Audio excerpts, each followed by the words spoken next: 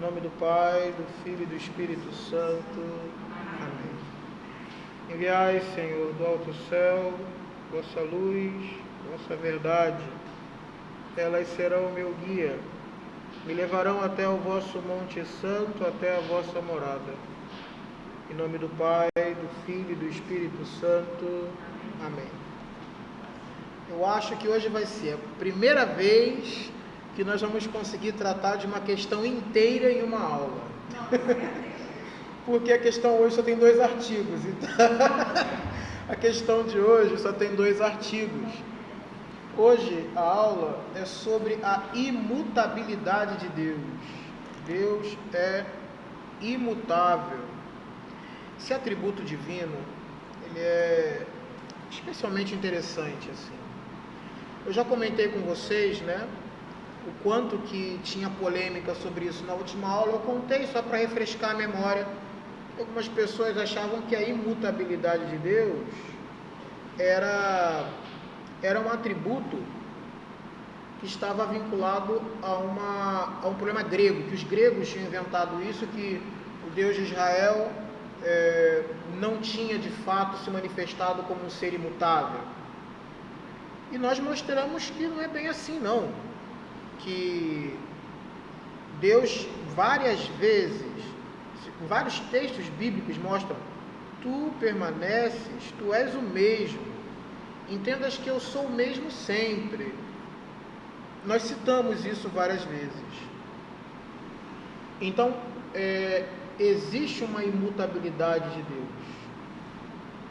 E é importante entender em que consiste e por que falamos que Deus é imutável.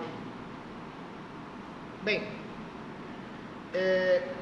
o atributo imutável, imutabilidade divina, está diretamente vinculada à eternidade de Deus. A gente estuda a imutabilidade, mas já pensando na eternidade. Você fala da imutabilidade, mas pensando na eternidade. E tem uma razão para isso. A nossa razão, quando a gente estuda esses atributos divinos, é porque esses atributos divinos são aqueles que se vinculam à vida eterna, ao céu. O céu é Deus. Quando falamos dos atributos divinos, em certo sentido estamos falando dos atributos do céu. E aí, falando assim da imutabilidade, se vincula diretamente à eternidade. Para dar uma definição do que é ser eterno, para evitar o risco de parecer que o céu é um tempo infinito. Isso é um perigo grave. Quando eu falo, se você, por exemplo, falar o seguinte: a vida eterna é um relógio que gira sem nunca parar, isso seria confundir o céu, confundir a eternidade com uma infinidade de instantes. Consegue entender a diferença? Uma coisa é: eu tenho infinitos instantes para passar. Outra coisa é a eternidade. Entender o céu como uma multiplicidade de instantes seria uma chatice que não tem tamanho. E se você não consegue garantir que Deus é imutável, quando eu falo que Ele é infinito, e o infinito temporal é a eternidade, você poderia entender a eternidade do céu como se ela fosse uma infinidade de instantes. Entende? Como se o céu fosse um movimento infinito. Ou seja, uma chatice. Então o céu não tem tempo. Não. O céu, Deus não tem tempo, porque o tempo é o número do movimento. Tem espaço. E é um problema, porque há 2 maneiras de entender espaço. Nós falamos sobre isso, né? Uma maneira de entender espaço é enquanto corpo. Por exemplo, este prédio, ele é corpo. E ele, ao mesmo tempo, é também o espaço onde eu coloco o meu pé. Então, ele é corpo e é espaço. No sentido de que cada corpo é sempre um espaço, obviamente que não. Porque tem corpo glorioso no céu.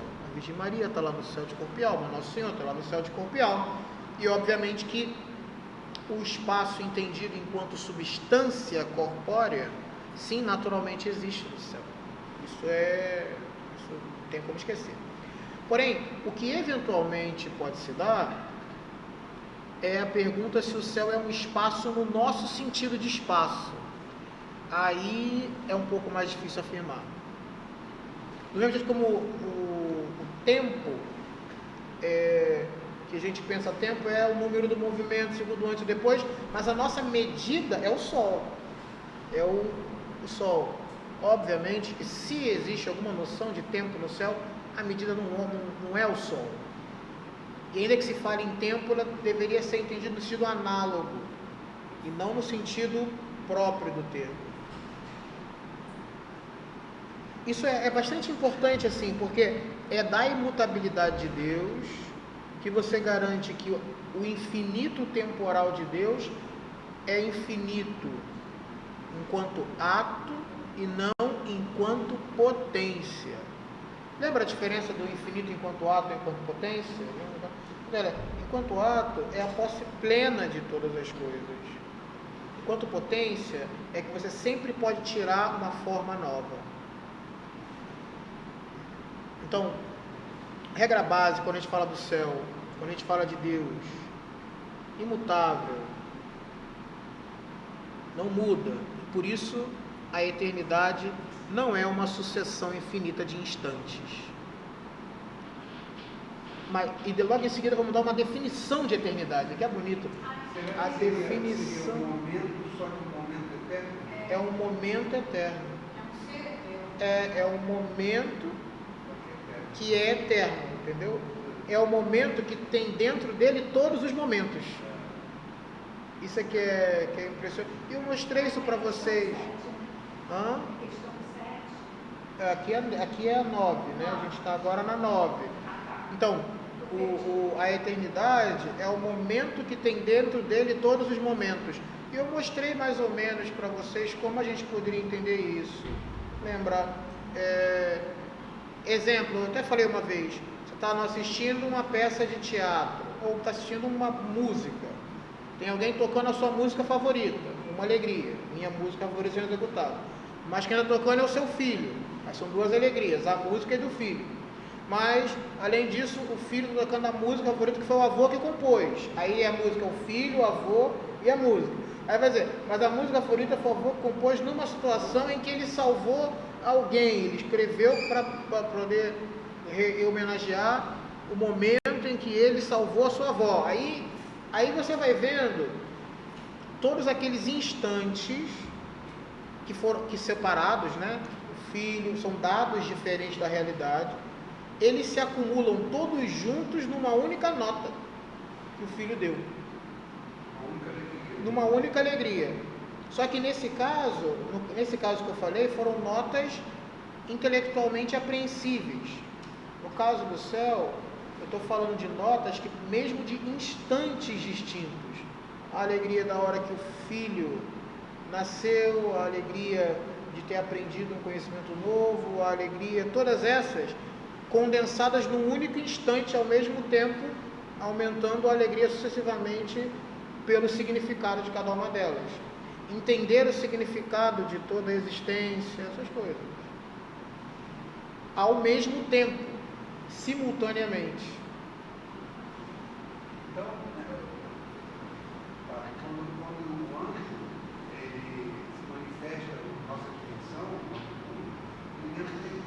nós tem que fazer uma adaptação, digamos assim, para que a dimensão do lá para cá. Sim, ele faz. Ele se move aqui, né?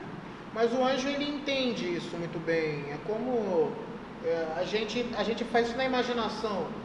Você tem que, por exemplo, às vezes falar com um bebê, com uma criança. Você às vezes se projeta na imaginação dele, no que ele é capaz de entender e fala na linguagem dele.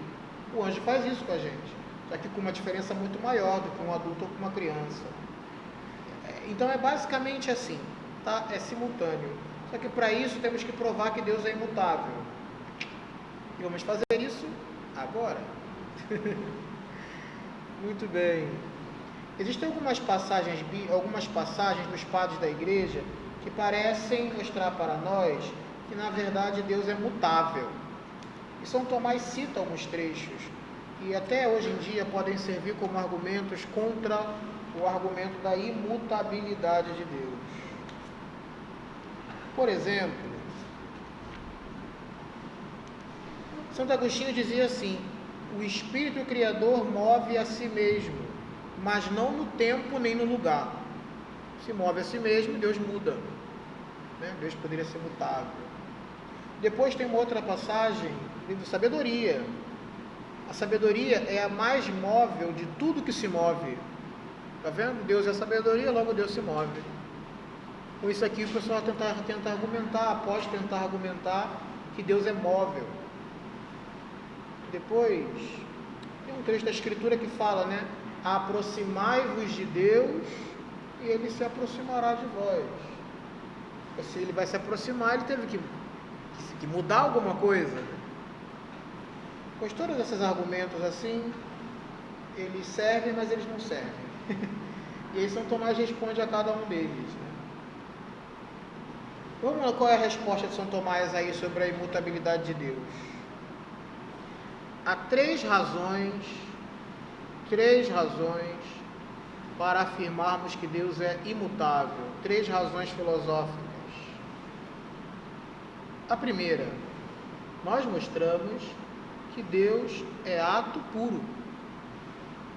Deus é ato puro. Lembram disso? Nas primeiras demonstrações nossas. Se é ato puro, não tem potência. O que é o movimento? Movimento, vou dar a definição solene, já falei mais de uma vez, é o ato do que está em potência enquanto está em potência. Ou, numa linguagem mais simples, é a passagem da potência para o ato. É só isso. Passagem da potência para o ato. Se é ato puro, não tem potência. Se não tem potência, não move. Então, simples assim. É ato puro, ele não se move. Depois tem um outro importante aí sobre o movimento, que tudo que é movido é composto. Aí já começa a ficar mais difícil, né? Por quê? Para você mover alguma coisa, você viu que tem que ter duas coisas, duas dimensões, ato e potência, né?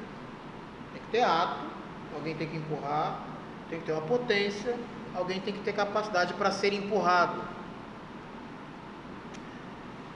Para que alguma coisa possa mover-se, ela tem que ser possível caber dentro dela o ato e a potência. Só que ato e potência são coisas um tanto contraditórias entre si, porque ou uma coisa está em ato ou em potência. Para ter as duas coisas juntas, você precisa que elas estejam juntas em aspectos diferentes. Eu não posso estar aqui em ato e em potência ao mesmo tempo, né? Ou eu estou aqui, ou eu não estou aqui. Essa caneta não pode estar no alto e embaixo ao mesmo tempo. Então, sob o mesmo aspecto, nada pode estar em ato e potência. Para existir ato e potência, tem que ter dois aspectos. Um em que está no ato, o outro em que está na potência. Para existir assim dois aspectos, o corpo tem que ser composto. Composto de alguma coisa dele que está em ato e alguma outra coisa que está em potência. Mas nós provamos que Deus é simples. Vocês lembram disso? Pois se ele é simples, não é composto. E se não é composto, não pode mudar.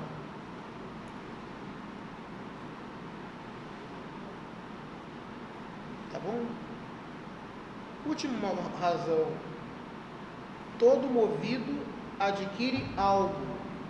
Tudo aquilo que recebe movimento, se ele saiu da potência para o ato, ele ganhou alguma coisa. Alguma coisa estava em potência, ele ganhou, foi para o ato. Alguma coisa ele ganhou. Mas nós vimos que Deus é o sumo bem, a suma perfeição. Não vimos isso? Pois não tem como ganhar nada, né? Pois então, tampouco pode mover. Então temos aí, Deus é ato puro, por isso não é mutável. Deus não é composto, por isso não é mutável. Deus não tem nada mais para conseguir, nenhum ato falta a ele, por isso não pode ser mutável. São argumentos metafísicos simples até. O problema é só a palavra metafísica que é enrolada. Mas se entender os conceitos já ficou fácil. Pois bem, e o que isso significa então? Ora, que em Deus não pode ter nenhum tipo de movimento no sentido que nós temos de movimento. O que pode, a operação que existe em Deus é entender, querer, e esses atos não são atos de movimento, como alguém saindo de uma potência indo para um ato. É como um próprio ato, é um único ato. Então, quando Santo Agostinho fala, o espírito move a si mesmo, ele não está falando de que Deus está se movimentando, mudando. Ele está falando que Deus quer dentro dele mesmo. É como um ato de vontade, que não é exatamente um movimento. Que não é um movimento. É um ato de vontade, que Deus faz isso sim, dentro dele mesmo. Um ato de inteligência, que Deus faz dentro dele mesmo. Esse movimento que fala Santo Agostinho, não é algo que muda Deus por dentro. É um ato de inteligência ou de vontade que Deus faz dentro dele mesmo. Depois, que história é essa de que a sabedoria é o mais móvel, né? É que a mobilidade da sabedoria não é a mobilidade do tipo de um passarinho que voa. A mobilidade da sabedoria é porque ela está presente em todos os graus do saber. Perdão, em todos os graus do ser. O que é um grau do ser? Tem o serafim lá no alto, vendo a Deus, e tem uma ameba lá embaixo, existindo da maneira mais baixa. A sabedoria divina, ela é a mais móvel, porque ela age desde do último elétron do universo, isolado no meio do nada, até o maior dos serafins, adorando a Deus no céu, entendeu? Ele sustenta tudo, e é exatamente por isso que a sabedoria divina é a mais móvel, porque ela anda em todos os... não anda do tipo de vai, ela anda que nem o sol entra na sua janela. Como é que o sol entra na sua janela? E não foi ele que saiu caminhando, entrou no seu quarto, não. O sol, pelo raio. O raio do sol vai desde mais longe até dentro do seu quarto. Então o sol, ele é o mais móvel, significa que ele caminha mais, não porque ele individualmente foi caminhando até chegar dentro do seu quarto, mas porque os efeitos dele vão desde o ponto mais longínquo do espaço, né, em relação a você, obviamente, até a fresta que vai no interior do seu quarto. Impressionante isso, né? Pois é desse modo que nós entendemos que a sabedoria divina se move, como o sol se move, que é pelo raio, pelo efeito dele, e não ele mesmo. Por fim, o que significa dizer que nós nos aproximamos de Deus ou nos afastamos de Deus? Não se refere a que Deus está se movimentando para encontrar a gente. Não precisa se movimentar para nos encontrar. Deus estar no influxo da bondade divina, se aproximar ou se afastar, se refere a receber ou a recusar a bondade divina. O que significa se aproximar de Deus? Receber o influxo da sua bondade e aceitá-la. O que significa se afastar de Deus? Recusar a bondade divina. Afastar e se aproximar não se refere a um movimento físico. Refere-se ao movimento da alma, de aceitar ou recusar a Deus. Está claro? Pois esse negócio de se aproximar e se afastar de Deus é bem legal de notar que exatamente quando nós temos o atributo da imutabilidade, algumas frases da Sagrada Escritura ganham um significado alegórico, vários deles.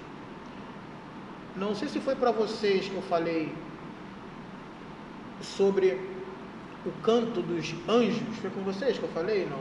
Que os anjos cantam? Não, então só um adendo para poder entender como que essa noção de imutabilidade, como que essas noções de que Deus é eterno, dá um significado novo para passagens bíblicas. A gente fala em coro angélico, não fala? Não é muito comum falar nos coros angélicos? O anjo canta, não é isso? Se é coro é para cantar. É para cantar? Tá, mas ele vai, como é que ele vai cantar se ele não tem boca? E Deus toca a trombeta se ele não tem boca. E como é que Deus vai ouvir se ele não tem ouvido? Orelha? Claro, nosso Senhor Jesus Cristo tem. Mas em princípio, a visão divina de Deus, que é imutável, não tem orelha. O anjo não tem boca, Deus não tem orelha, e o anjo canta e Deus ouve. Quer dizer, não tem tudo errado.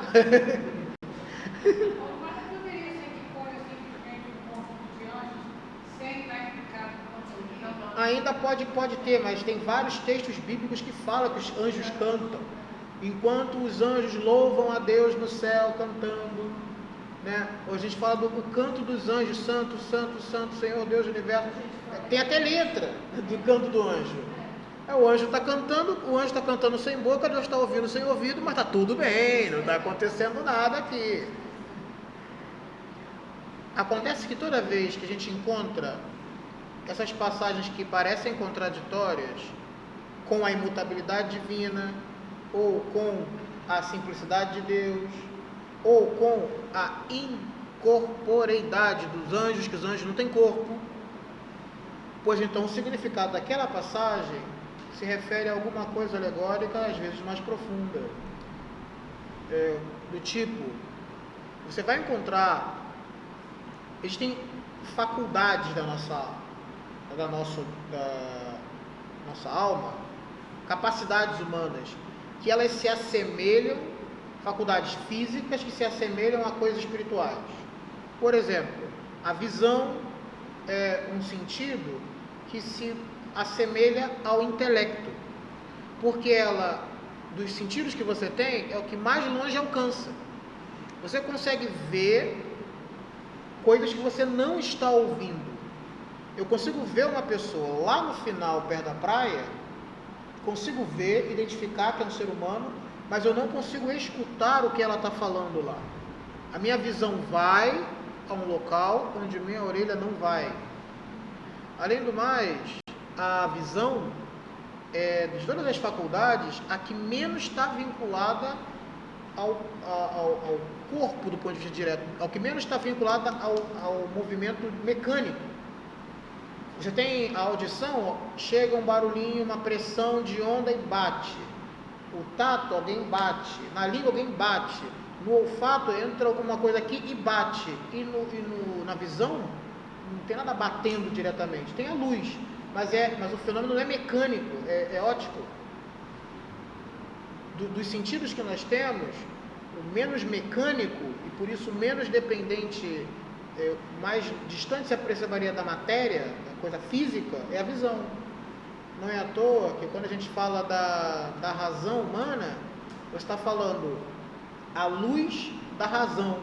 Você chama de luz, que é em analogia à luz do sol, a luz que está aqui em cima, porque é que menos depende da expressão física da coisa. Por isso que a visão é uma imagem, um símbolo que nós usamos para falar do intelecto, da atributo, da faculdade humana do intelecto. E a outra, que é a segunda menos espiritual, é a audição. A segunda mais espiritual, melhor dizendo, né? Que é menos tato e tem significado de interpretação. Por quê? Com o tato, você toca, percebe o que é tato, mas na audição tem uma dimensão dupla. Porque na audição, você tem a visão, que é menos física, e a audição, que embora seja física, ela tem essa capacidade de executar um ofício que depende da inteligência. que é entender, por exemplo. Quer dizer, o ouvido não entende, mas ele distingue um som que se transforma em palavra. O tato não vira palavra. Quando eu bato assim, ó, isso não vira um signo intelectual que é a palavra. O olfato não tem um signo intelectual direto. Agora, o ouvido, você é capaz de ouvir, representar intelectualmente o que você ouviu, e a partir daquilo ali vira palavra. Entende? A audição, ela tem além dela receber o ruído, ela também recebe um sinal que está diretamente vinculado com a inteligência. E é um signo da vontade, que é algo que se movimenta através da inteligência em busca de algo. Pois se a audição é sinal da vontade, então o movimento, o som, né, que aguça a audição, é um belo signo do amor, que é aquilo que aguça a vontade. Então, quando o anjo está cantando, o canto do anjo não é um canto, no sentido como a gente tem agora. O canto do anjo é um ato de amor. O canto do anjo é o ato de amor, é assim que o anjo canta. E o ouvido, escutar o canto do anjo em Deus é perceber-se amado, né? É o amor recebido de Deus. Então o anjo cantando é o anjo amando. E da mesma coisa acontece conosco também, quer dizer, o ato de amor como um ato de canto, de fala. E aí você entende que aí você está falando, como é que você está falando que você vai cantar no coro dos mártires, no céu, se é eterno? Quer dizer, eu vou cantar uma música que é tudo ao mesmo tempo no único ato. Que música horrorosa, quer dizer, é uma única nota. É uma única nota, mas olha que coisa impressionante. Mas como é um ato de amor sucessivo, múltiplo, que nem aquele que eu falei lá com vocês do filho, do neto, do tocando a mesma música, então é um único ato que tem todas as notas. Aí é o canto, mas não é o canto no sentido material do termo. Quer dizer, depois que tiver corpo, até faz sentido falar em corpo no sentido material do termo. Mas não é no sentido material do termo, é no sentido do ato de amor. Que é um ato de amor que tem todas as notas tocadas ao mesmo tempo. E aí gera a sinfonia, entendeu? No céu seguramente é afinado. No céu seguramente é afinado. Pois bem, Davi tocava instrumento e cantava também. Mas aí você tem todas as imagens para expressar a efusividade do amor. Entende? Esse canto é um signo do ato de amor, que é o ato da vontade, que por isso mesmo não necessariamente está vinculado a um movimento. Agora, para falar, eu preciso mover. Estou movendo a boca, estou movendo os sons, e cada hora sai uma palavra distinta da outra de maneira ordenada. Mas no caso da eternidade não, né? Eu estou falando que as notas vão se acumulando. Mas não vão se acumulando de maneira bagunçada, obviamente, senão uma única nota com todos ao mesmo tempo é uma desgraceira danada. Não é disso. É nesse sentido desses atos sucessivos de amor, né? É o ato de amor, para pedir. Então, aproximar-se de Deus, afastar-se de Deus, Deus se aproximar, Deus se afastar, se refere não a uma coisa que acontece nele, mas ao que acontece na gente. Ótimo. Questão 9, artigo 2. Ser imutável. Diga. O primeiro foi questão 9, artigo 1. Agora é a questão 9, artigo 2, que é o segundo artigo. Que a gente vai acabar a questão 9 hoje. Que maravilha. Isso é quase um milagre. Eu nem imaginei que isso fosse. Tá bom. São Tomás. Santo Agostinho foi aquela questão que ele, usando uma alegoria, falou que o Espírito de Deus move-se a si mesmo, mas esse mover é vontade, a vontade livre de Deus, que acontece dentro dele.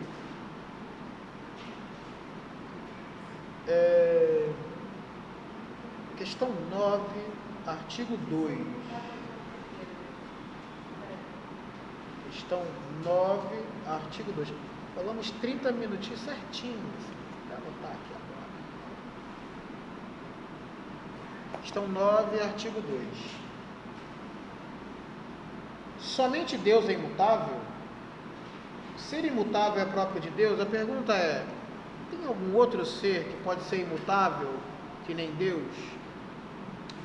Essa pergunta aí está diretamente vinculada aos anjos, que pensa assim: o anjo não muda, a substância dele não muda, ele já chegou com toda a inteligência já montada, né? É uma substância intelectual, não muda. Então parece que, como o anjo não tem matéria, então o anjo não muda, logo o anjo também seria imutável. Depois tem a questão dos bem-aventurados, né? Uma alma no céu, por exemplo, não vai pecar mais, não tem como mudar mais a vontade de Deus, ela mesma não vai mudar de vontade, então também as almas do céu deveriam ser imutáveis.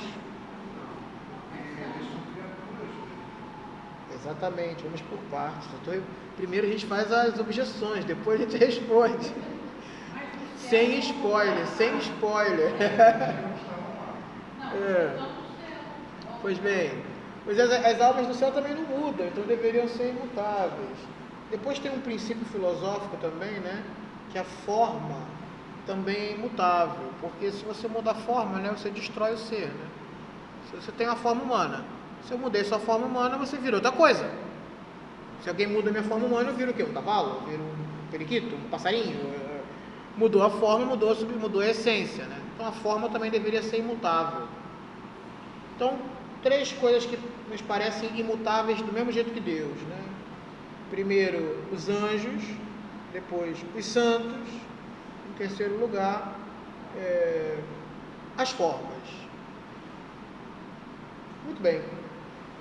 E como é que Santo Tomás responde esse negócio assim? Ele fala: olha, a primeira coisa, a mais básica de ser entendido, é que as criaturas todas dependem de Deus. Por isso, nenhuma delas pode ser imutável por si mesma. Porque ser imutável significaria não ter potência nenhuma. Só que toda criatura tem alguma potência. Toda criatura tem alguma potência, porque senão elas seriam ato puro, seria outro Deus.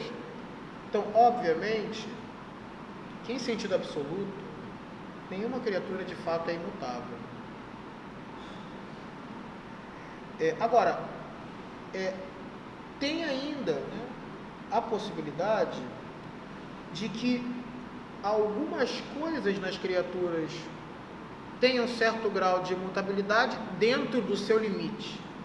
Porque assim, que em instância última, obviamente que só Deus pode ser imutável, porque só Ele existe por Ele mesmo. Só Ele não tem nenhuma potência, não tem nenhuma outra coisa que tenha potência, que seja sem potência. Então, em sentido absoluto, só Ele. Mas em sentido relativo, alguma coisa pode ser imutável? Em sentido relativo, aí a gente já pode começar a pensar em uma coisa ou outra que é imutável.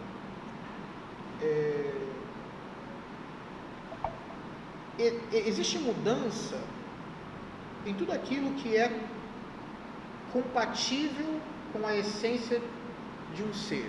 Por exemplo, o ser humano, ele pode ser branco ou não branco. Isso dá igual, né? Dá igual, continua sendo ser humano. Ele pode ser azul ou amarelo, ele pode ser alto, pode ser baixo, e dá igual, continua sendo igualmente ser humano. Porque é uma mudança que acontece no ser humano, mas que não mexe, que não altera a sua essência. Mas existem alguns acidentes, né, que não pode estar ausente de alguém. Por exemplo, a razão. Não estou falando do uso da razão, tá? Estou falando da razão, que é o modo humano de tratar as coisas. Ser intelectual. Não dá para ser um ser humano que não tem exatamente razão. Se tem pessoas que não conseguem usar, porque tem algum impedimento físico, mas a faculdade está ali. A faculdade está ali. Ela não consegue usar, está impedida de usar, mas a faculdade está ali. Então, esses elementos essenciais, eles precisam ser imutáveis dentro daquela esfera. Dentro daquela esfera. Então não muda, porque quando muda, você corrompeu a essência da coisa. Corrompeu o que a coisa é. Como a forma também. Se eu, por exemplo, você tem a forma humana. Se você corrompe a forma humana, acabou. Não tem mais nada. Virou outra coisa. Então, toda criatura tem potência para mudar. Potência para mudar. Algumas mudam na sua substância mesmo, que são os seres corpóreos. Podem mudar os seres corpóreos, mas a essência conserva. Outras se referem a aquilo que São Tomás chama de corpos celestes. É bom entender aqui, tem uma observação a ser feita. O que é um corpo celeste? São Tomás entendia que os corpos celestes, eles eram incorruptíveis. Na visão de São Tomás, na época dele, o que se entendia era que a lua, os corpos no céu, eles eram corpos incorruptíveis. Então, não era corpo que nem o daqui. Depois do Newton, a gente entende que o corpo daqui e o corpo celeste é a mesma coisa. Por isso que a lei da gravitação é universal, entendeu? Mesmo a lei física que vale para os corpos na Terra é a que vale para os corpos celestes. Aqueles que estão lá, a lua, o céu. Mas na época de Tomás não era assim. Para ele assim, esses corpos aqui são corruptíveis, porque eu estou vendo toda hora está descascando, está quebrando, está caindo, deteriorando. A lua está lá bonitona, igualzinha desde sempre. A estrela está lá bonitinha, sem mexer. Não diminui, não aumenta, não deteriora, não pega fogo. Então, a ideia dele aqueles corpos lá são incorruptíveis. E eles são mutáveis apenas no lugar deles. Entende a ideia que ele tinha? Mas eram mutáveis. Não eram imutáveis. O céu parece imutável? Não, ele muda de lugar. Se muda de lugar, não é imutável. Depois o anjo. O anjo, é verdade, o anjo, ele inicialmente parece que não muda nada, mas sabe o que ele muda? Ele muda na hora que ele decide o fim dele. A opção do anjo. Ele não muda enquanto substância, isso não. Senão ele vira outra coisa. Mas ele muda enquanto caráter. Ele muda enquanto caráter. Ele pode optar por Deus, ele pode não optar por Deus. É assim que ele pode ser um santo ou um demônio. Os anjos caídos que optaram pelo contrário. Então sim, ele muda, mas não muda substancialmente, muda enquanto decisão.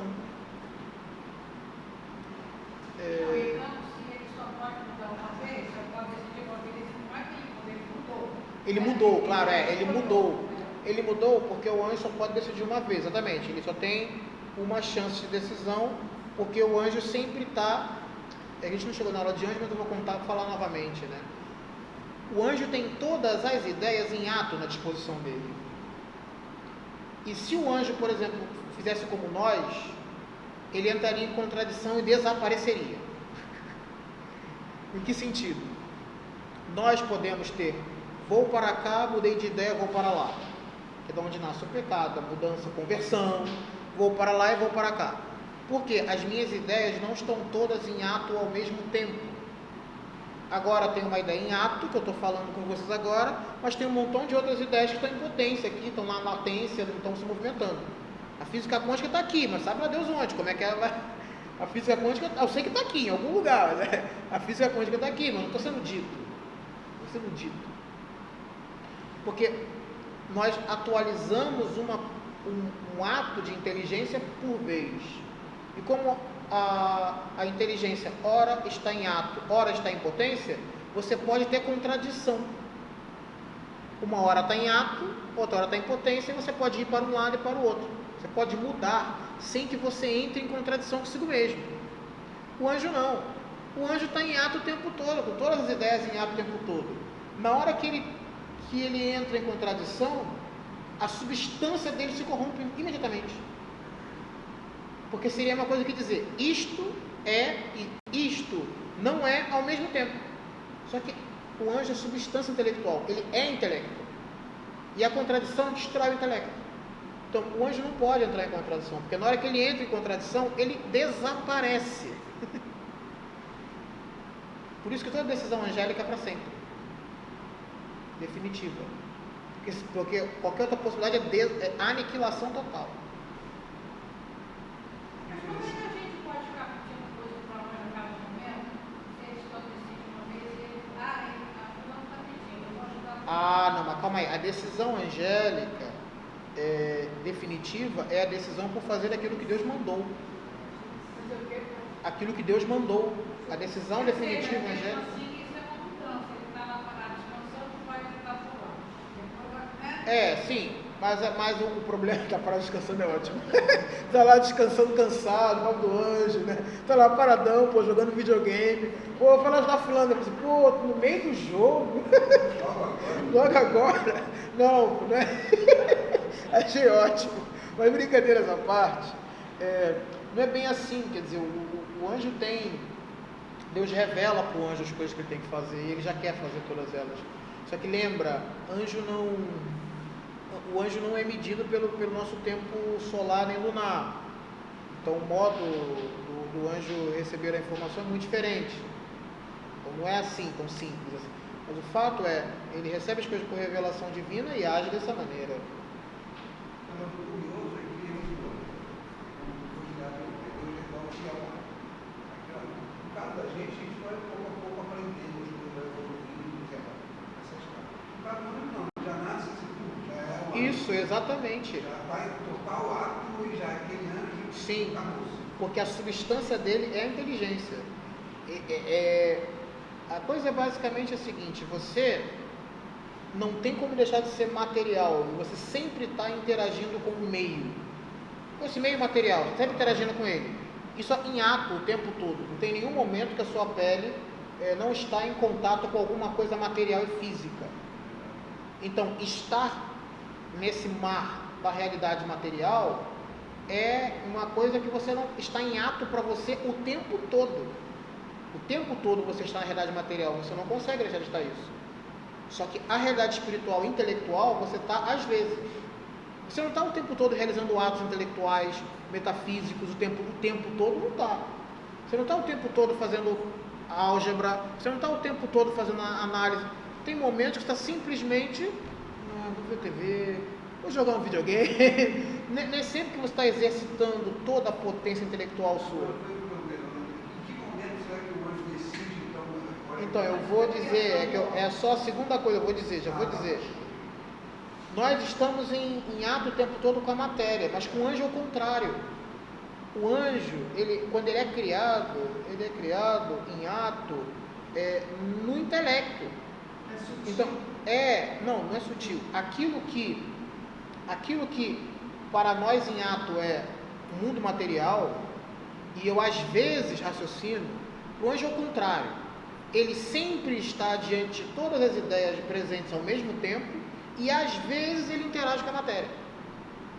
Entende como com a gente é? Eu estou sempre na presença das coisas materiais, e às vezes eu realizo um ato intelectual e eu faço uma coisa parecida com o anjo. O anjo não, ele sempre está na presença da realidade espiritual inteira. O intelecto, ele já é criado com o intelecto completo. Ele já é criado sabendo tudo o que ele tem que saber da natureza dele e da natureza do mundo.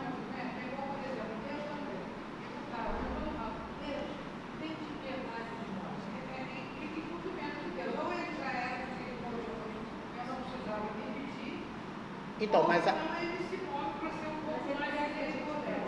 mas esse movimento só faria sentido se fosse alguma coisa que alterasse dentro dele mesmo. Eu não sei se já falei com vocês sobre a providência e a oração. Eu já falei uma vez, vou falar novamente, não tem problema. A providência, o efeito da nossa oração não é uma mudança que acontece em Deus. É uma relação de causalidade entre a sua boca e um acontecimento da providência. Quer dizer, o que acontece? Deus tem uma providência, decidiu que uma série de coisas iam acontecer na história humana e condicionou certos acontecimentos a outros. Alguns deles fisicamente condicionou que as coisas pesadas fossem para o chão outras espiritualmente, condicionou que a voz da sua boca estivesse associada a um milagre que aconteceu daqui a pouco. Entende? Então, e a decisão sobre a providência divina, ela é feita uma vez só, porque ela é uma única palavra de Deus, feita para atingir a finalidade das coisas. Tá claro? Então, não é assim, eu estou mudando Deus com a minha oração. Não, ele que vinculou a minha oração àquilo. No caso do anjo, como é que o anjo decide? Do ponto de vista natural, ele não decide, ele simplesmente sabe. É que nem você não decidiu existir no mundo, você simplesmente está. Você não decidiu estar agora numa sala podendo sofrer ou não calor e frio. Você simplesmente está, você não tem como alterar esse dado que você existe. Quando ele fala uma função, é que se ele sabe tudo isso, Deus que criou e eles têm essa consciência cultural, cara, isso ele sabe que o outro é muito melhor.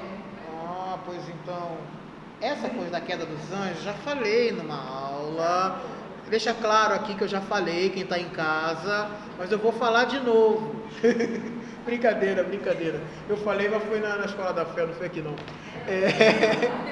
Foi na Escola da Fé, não foi aqui não. Pois então, o que acontece é o seguinte, eu recomendo aí quem está em casa, que agora eu estou ficando de youtuber, recomendo aí o pessoal de casa que procure no Spotify da paróquia a aula sobre angelologia racional. Foi a aula em que eu falei sobre exatamente a queda dos anjos. Angelologia racional e a aula sobre a queda dos anjos. Vai lá. Tô ficando bom de youtuber. Bom, aí é o seguinte. Pois então, a coisa básica é o modo como o demônio caiu. A queda do demônio, São Tomás é brilhante dizendo assim. Que é brilhante dizendo em que sentido? Quando fala do Lúcifer, fala do anjo que era responsável pela ordem terrestre. Anjo responsável por toda a ordem terrestre. Alguém que conhecia tudo que existia no mundo absolutamente. E por isso também tinha a alegria própria. Porque, lembra, a alegria intelectual, o anjo não tem física, né? Então ele não tem a alegria de comer sorvete. Mas tem a alegria intelectual de saber o que era alguém comendo sorvete. Isso ele tem, que é a própria dele. Por isso tinha todas as alegrias próprias de quem domina e conhece toda a realidade terrestre. Esse seria o Lúcifer. Pois bem, o que isso significa concretamente? Significa que o anjo sabe tudo sobre a sua natureza. Ele tem o domínio pleno da natureza dele e da natureza criada. Tudo que se refere ao conhecimento das coisas criadas, ele tem pleno. O que ele não tem pleno é o conhecimento das coisas reveladas. O que o anjo não tem pleno é a verdade da revelação, que é a bem-aventurança eterna, que é a Trindade. Isso eles não têm pleno, porque isso depende da graça divina e Deus tem que dar para eles do mesmo jeito que Deus deu para a gente. Isso eles não sabem. O anjo não sabe tudo. Saber tudo seria saber da revelação e saber da natureza. Ele tem toda a posse da natureza. É como se o anjo fosse criado na plenitude da felicidade natural. O ser humano, por exemplo, teria uma felicidade natural tipo filosófica. A felicidade do filósofo que contempla toda a realidade humana e tem todos os prazeres que o corpo é capaz de ter. Todos os prazeres intelectuais e todos os prazeres corporais adequados. Então isso seria um filósofo feliz. O anjo seria uma espécie de ultra mega filósofo feliz. Ele é criado no estado de felicidade perfeita, natural. E aí, qual é o grande problema? Ele teria uma felicidade tanto maior, quanto mais ele dominasse a criatura. No caso do Lúcifer, toda a ordem terrestre. E por isso, todos os bens existentes na face da terra. Não é à toa que quando ele aparece para o nosso Senhor, que ele fala, tudo me foi dado no céu e na terra. Se você se projetar, tudo isso aqui é meu. Ele se apresenta, tudo isso aqui é meu. Ele apresenta o quê? Toda a ordem terrestre. Tudo isso daqui é meu. Eu tenho poder sobre tudo isso. E aí, o que acontece? Ele preferiu a alegria terrestre a submeter a Deus e encontrar a vida eterna. Preferiu o natural ao sobrenatural. O grande problema está aí. Na hora em que o Lúcifer trocou o natural, trocou o sobrenatural, que era seguir a Deus através da revelação, pelo natural, que era apenas a felicidade que ele já tinha enquanto anjo. No fim das contas, assim, como anjo da ordem terrestre, para qualquer ser existente nessa terra, ele era alguma coisa quase Deus. Porque toda a estrutura da ordem terrena, em princípio, estaria debaixo do poder dele. Então, não é que o Lúcifer quis ser igual a Deus, absolutamente falando, porque isso corromperia a natureza dele. O anjo não é burro. Ele obviamente não queria ser Deus enquanto tal. Ele queria ser Deus no sentido de que ele queria ser feliz pela própria natureza e não pelo ato de fé. Então, a razão, a alma de toda a raiz do pecado, da destruição, é toda vez que o ser humano faz a opção do Lúcifer, que é optar pela felicidade natural e terrena até o desprezo da felicidade sobrenatural e eterna. Essa é a razão, a alma de todo pecado, de toda ação do mal, de tudo de desgraça, é optar pela felicidade terrena e plena, terrena pela própria natureza, até o desprezo da felicidade sobrenatural e eterna que vem de Deus. E é isso que faz o anjo cair. Quando ele fala, sou feliz por mim próprio, sou feliz pela minha própria natureza. Exatamente, Aí ele perde a felicidade natural que ele tinha e também a felicidade sobrenatural que ele nunca nem soube o que era.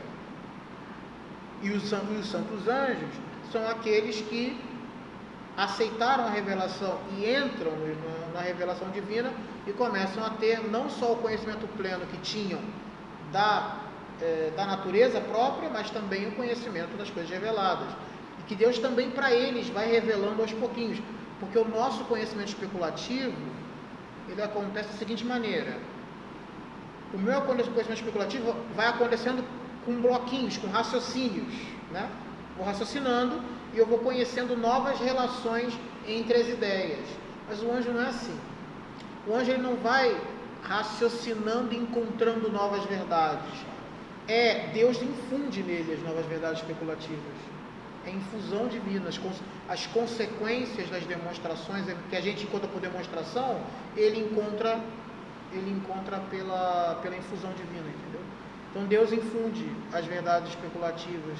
Não, eles não são iguais. Cada um pensa de uma forma diferente. Deus faz uma seita dessa infusão, cara, porque ele se próprio, sei lá, isso. Eu acabou de falar e o outro pensa que aceita. Eles não são nem iguais quanto à ideia, nem quanto à natureza mesmo. Não só são indivíduos como separados, como são de natureza diferente. Cada anjo esgota a própria natureza. Então, assim, a diferença entre um anjo e outro não é tipo a diferença entre dois seres humanos, são dois indivíduos da mesma espécie. A diferença entre um anjo e outro é como a diferença entre um cavalo e um cachorro. E são dois seres de duas espécies diferentes. Não são só dois indivíduos distintos de uma mesma espécie. São dois seres completamente diferentes. O teu anjo da guarda e o teu anjo da guarda são de duas espécies completamente diferentes. Com naturezas diferentes, maneiras diferentes de agir, de pensar, de viver, de tudo. Pois bem. Não era aula de anjo hoje, mas as perguntas apareceram. Então, mas é porque como o São Tomás falou um pouquinho de anjo aqui, sobre a bem-aventurança angélica, acabou sendo necessário tirar essas dúvidas. Muito bem, então nós explicamos. A imutabilidade do anjo é de escolha, mas não de lugar, porque o anjo pode agir aqui ou ali, ou aqui ou ali. É que eu falei, essas frases de São Tomás a imutabilidade de escolha, porque o anjo não vai optar por outra coisa, ele já optou por Deus e não vai mudar, mas a ação angélica pode ser distinta. Tudo que eu estou falando aqui está bem melhor explicado na aula de angelologia racional e na aula que eu fiz lá no Spotify sobre a queda dos anjos. Mas eu estou resumindo. Como é que anjo age no lugar? Ele contém esse lugar, ele vira a lei física desse lugar. Só que quando ele age aqui ou ali, ele se moveu. Não se moveu internamente. Ele moveu na ação. Entende? Se o anjo agiu aqui ou ali, o movimento movimento dele não foi interno, não é que ele saiu de uma potência e mudou a vontade dele, não nesse sentido, mas a ação dele mudou de lugar. A escolha dele por Deus é imutável, mas a ação dele no mundo, por um mandato divino, obviamente, essa sim muda daqui, muda ali, muda para cá. Ele pode agir aqui ou agir ali ao mesmo tempo. Não, tem um outro detalhe sobre o anjo. Ao mesmo tempo, simultaneidade é para quem é imutável. Ao mesmo tempo, o anjo ele pode fazer de modo muito rápido, mas não ao mesmo tempo. Ele não age em dois, ele não tem duas ações simultâneas, não tem múltiplas ações simultâneas. Ele tem um mandato por vez. Ainda que, claro, foi tão rápido que é humanamente imperceptível, que seja, mas é um ato por vez, porque realizar tudo na sua simultaneidade é próprio de quem está em todos os lugares, e o anjo não pode estar em todos os lugares, ele é um ser limitado, ele sempre está bem definido. Então a diferença está, enquanto o anjo age num limite da esfera do real, só Deus pode agir em todos os limites ao mesmo tempo, simultaneamente. A simultaneidade é própria de Deus, não do anjo. E é por isso que as ações, às vezes diabólicas, em um local, né? Você tem uma infestação, nesse local tem ação diabólica. Mas saiu, não tem mais, é sempre bem definido. Existe um limite próprio da própria natureza angélica. Ele pode fazer muita coisa, mas não tudo. 8 e 10, é melhor pararmos por aqui. Mas nós terminamos a aula. Nós falamos sobre imutabilidade de Deus. E o próximo tema é a definição da eternidade. A eternidade que é definido pelo Boécio como posse inteiramente simultânea e perfeita de uma vida interminável. Isso é eternidade. E aí, essa da eternidade, qual é a próxima questão? A próxima questão é tentar explicar essa definição de eternidade do Boécio. O que significa dizer que a eternidade é a posse inteiramente simultânea e perfeita de uma vida interminável? Nossa, mas que definição tão grande. Cada palavra dessa aqui tem um significado. Cada palavra significa alguma coisa. E aí o São Tomás, na questão 10, artigo 1, ele vai questionar o que significa cada uma dessas palavras e vai mostrar que essa definição é adequada para a eternidade. Mas quando você encontra a definição de eternidade, você encontrou a definição do céu. Entre aspas, obviamente, mas você encontrou um pouco mais do que pode ser entendido como vida eterna. E o que seria a participação na vida eterna também, que é uma posse de uma vida perfeita. Paramos por aqui. A hora vai adiantada. Hoje me fizeram muitas perguntas de anjo. Eu falei mais de anjo do que poderia. Procura lá no Spotify, Angelologia Racional, lá no Spotify, e aí nós entenderemos melhor. Glória ao Pai, ao Filho e ao Espírito Santo.